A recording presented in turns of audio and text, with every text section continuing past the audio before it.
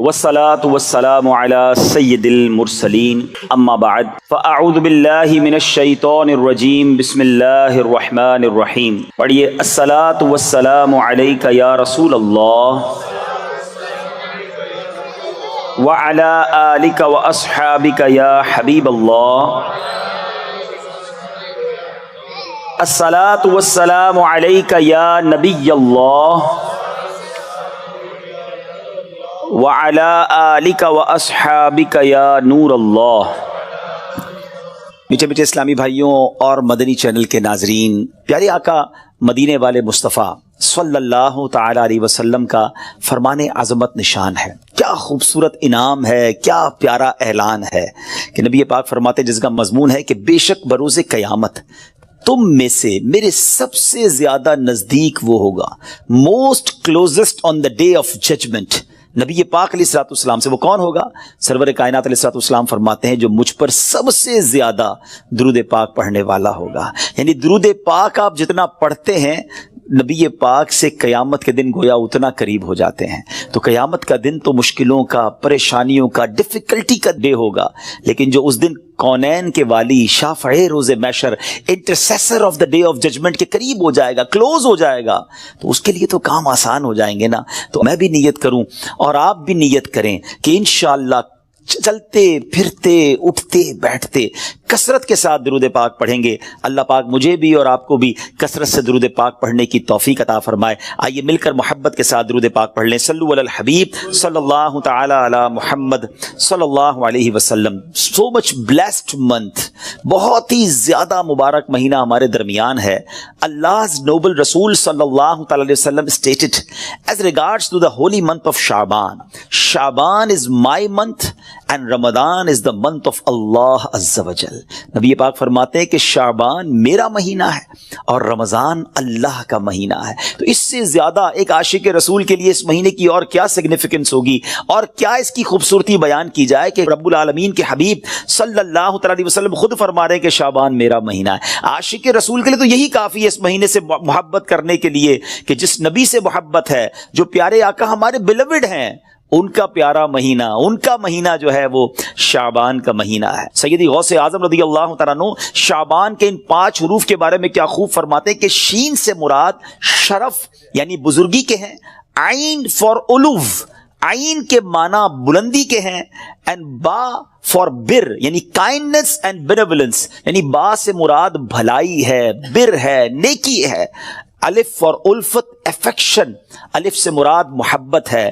And نور for نون، for نور لائٹ، یعنی نون سے مراد نور ہے. غوث پاک فرماتے ہیں so these are the virtues with which Allah عز و جل bestows his servants in this blessed month. یہ وہ 5 برکتیں ہیں جو اللہ تعالیٰ شعبان کے مہینے میں اپنے بندوں پر عطا فرماتا ہے. یعنی یہ وہ مہینہ ہے جو شرف ملنے کا، علو یعنی بلندی ملنے کا، بر یعنی بھلائی ملنے کا، الف یعنی الفت ملنے کا، اور نون یعنی نور ملنے کا دن ہے. اب یہ خوش نصیب ہوتے ہیں جو اس مہینے میں اللہ کو راضی کرنے والے کام کرتے ہیں. رب کریم کی رحمتوں سے یہ 5 چیزیں حاصل کر لیتے ہیں. انفارچونیٹلی کچھ لوگ ایسے ہوتے ہیں کہ شعبان آ بھی جائے تو ان کی لائف میں کوئی چینج ہی نہیں آتا، وہ اپنی لائف میں کوئی ایکسپیرینس نیکی کی طرف اپنا بڑھاتے ہی نہیں ہیں. غور کیجئے میٹھے اسلامی بھائیوں کہ آج ہماری زندگی میں کیا چینج آیا ہے. سرکار علیہ الصلوۃ والسلام کے جو ڈیوٹیز تھے، جو صحابہ کرام تھے، وہ کیا کرتے تھے کہ جب رجب کا مہینہ آتا وہ عبادتوں کی طرف رجوع لاتے اور ساتھ ساتھ کیا کرتے، اپنے معاملات کو سمیٹنا شروع کرتے. شعبان کا مہینہ آتا تو کاروباری لوگ اپنا لینا دینا کر لیتے، حکمران کیا کرتے، اپنا جناب سارا معاملہ جو ہے وہ عدالت کا سیٹل ڈاؤن کر لیتے، اور اس کے بعد رمضان آتے ہی وضو کر کے اعتکاف میں بیٹھ جاتے. Actually the month of Shaban is the preparation of Ramadan. لیکن بہت سارے لوگوں کو تو کچھ اس کا احساس ہی نہیں ہے. So please try to understand that we are in the mid of Shaban right now. Half of Shaban already gone. But آدھا شعبان تو پہلے ہی چلا گیا ہے. اب آدھا ہی تو رہ گیا ہے جس میں برکتیں لوٹنی ہیں اور جس میں اللہ کریم کی رحمتیں ہم سب نے حاصل کرنی ہیں. مزید سنتے ہیں انشاءاللہ کہ شعبان المعظم کی کیا خوبصورت فضائل ہیں اور نبی پاک علیہ الصلوۃ والسلام کا اس میں ایٹیٹیوڈ کیا تھا, پیارے آقا کا اس میں انداز کیا تھا. نبی پاک کا سب سے زیادہ پسندیدہ مہینہ بی بی عائشہ فرماتی ہیں شعبان کا ہے. میرے آقا اس میں روزے رکھتے رکھتے رکھتے اس کو رمضان سے ملا دیتے. اللہ اکبر.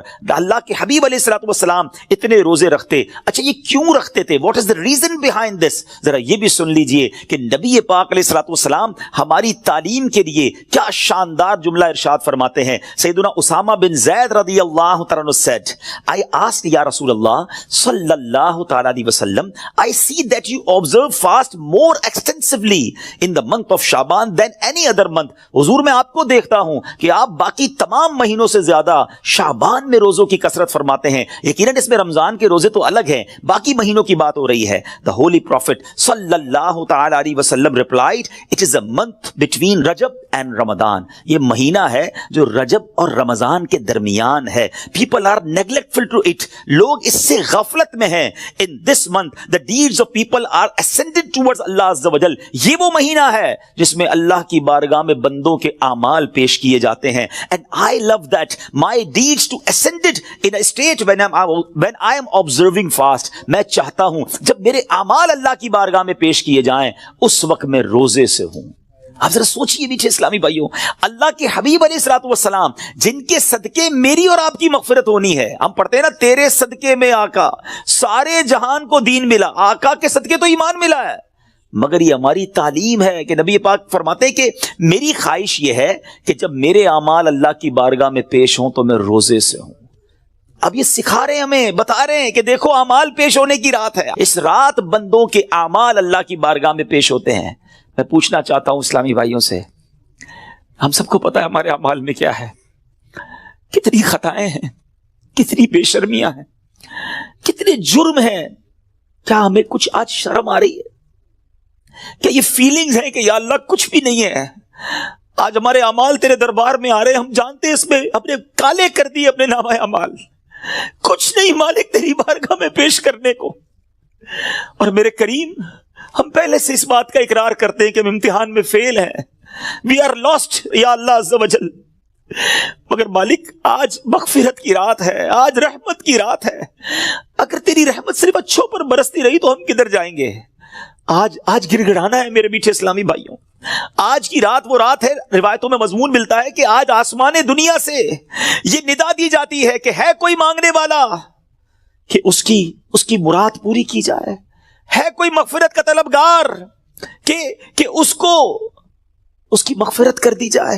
ہے کوئی توبہ کرنے والا کہ اس کی توبہ قبول کی جائے.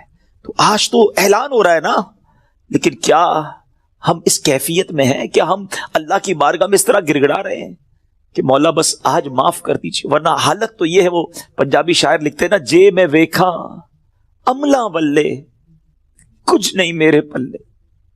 کچھ ہے ہی نہیں, ایوری تھنگ لاسٹ. ہم نے ساری زندگی بیکار کاموں میں تو گزاری, نیکیاں کی تو اس میں اخلاص نہیں, ریاکاری.